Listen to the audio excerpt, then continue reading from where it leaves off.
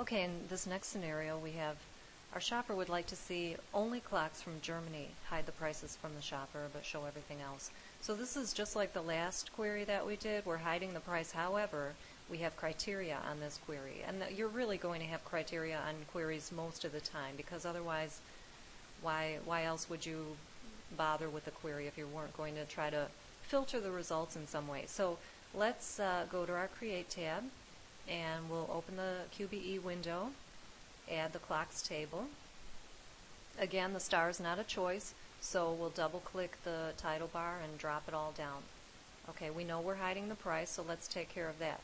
Now here we have the country of origin column, and we have to add criteria. So I'm going to go to my criteria row, okay, and we know we want to see clocks from Germany, so I'll type the word Germany very carefully, because if you do a typo here, it's not going to pick up those results. So you always be very careful when you're typing in your criteria. And then notice I did not add those quotes. You may have seen I typed the word Germany. I didn't put the quotes there. Access added the quotes, and we're going to leave that alone. Let Access do its job. So let's go ahead and run it. And there you have it. All of the clocks come from Germany. So let's save this. Why don't we call it German clocks? Okay, and then let's look at the next scenario. This one is slightly more complicated. Our shopper would like to see only 8-day musical clocks from Germany. Hide the prices. Okay, so this is what we call compound criteria. It's two or more criteria on the same query. So I'm going to my Create tab, launching the QBE, adding the clocks table. I'll get all the fields into the grid, and we're hiding the price. We know we're interested in clocks from Germany, so I will type the word Germany. As soon as I click away, it's going to add quotes. Fine. And then the movement. We said the user is interested in 8-day musical clocks. So I have to be very careful the way I type this in. We have to type it in exactly like that. 8 space day space musical. So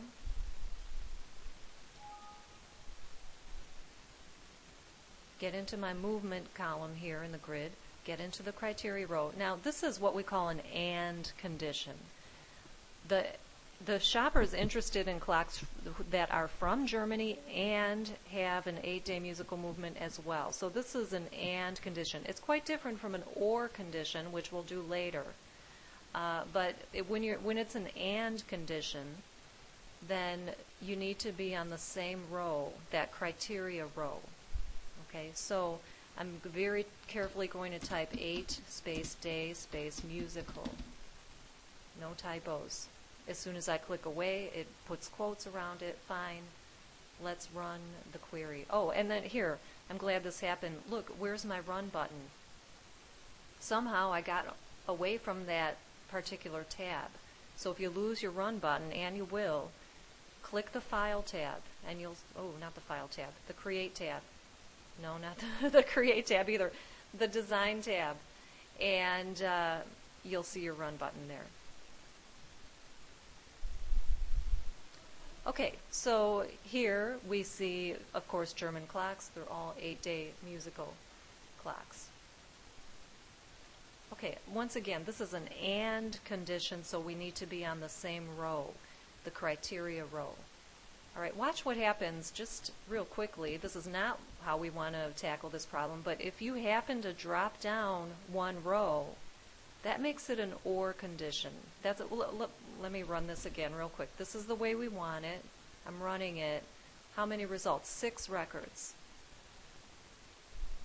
If I, by mistake, drop down a row, and that's easy to do. This grid is fairly tight.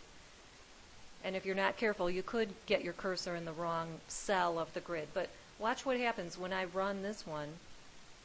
All right, now I've got 16 results. I have any clock that's either from Germany or an 8-day musical clock.